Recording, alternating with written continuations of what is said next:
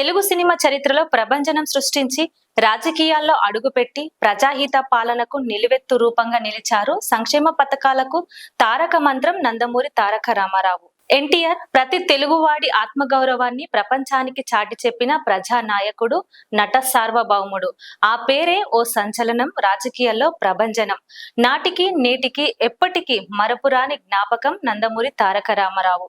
నేడు మే 28న ఆయన 102వ జయంతి సందర్భం ఓ ప్రత్యేకం. 1923 మే 28న ఆంధ్రప్రదేశ్లోని కృష్ణా జిల్లా పామూరు మండలంలోని నిమ్మకూరు గ్రామంలో లక్ష్మయ్య చౌదరి, వెంకట రామమ్మ దంపతులకు జన్మించారు. 1942 మే నెలలో 20 ఏళ్ల వయసులో మేనమామ కుమార్తె అయిన బసవ రామతారకాన్ని పెళ్లి చేసుకున్నారు. తారక రామారావు, బసవ తారకం దంపతులకు 11 మంది సంతానం. 11 మందిలో 7 కుమారులు, 4 కుమార్తెలు. ఎన్టీఆర్ గారి ఆయన ప్రతి మాట ఓ తూటగా ప్రజాపాలనకు నిలువెత్తు రూపంగా నిలిచి నట సార్వభౌముడు. నాటికి ఎప్పటికీ చెరగని ముద్ర వేసుకున్నారు.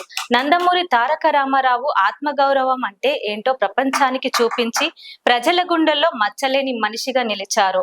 పార్టీ స్థాపించిన 9 నెలల్లోనే అధికారాన్ని చేపట్టి దశాబ్దాల రాజకీయ చరిత్ర ఉన్న కాంగ్రెస్ ను మట్టి కరిపించారు.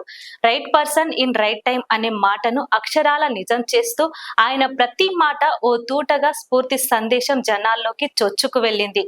కృష్ణుడు అంటే ఎలా ఉంటారో, రాముడు అంటే ఎలా ఉంటారో తెలియని వారికి ఇదిగో నా రూపం అంటూ నటుడిగా సాక్షాత్కరించిన నట సార్వభౌముడు నందమూరి తారక రామారావు.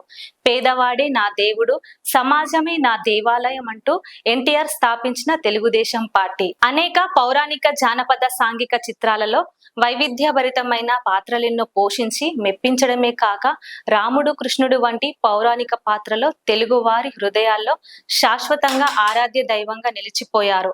తెలుగు, తమిళం, మలయాళం, హిందీ భాషలతో కలిపి దాదాపు 400 చిత్రాల్లో నటించారు. నటుడిగానే కాకుండా నిర్మాత, దర్శకుడిగా పలు చిత్రాలను నిర్మించారు.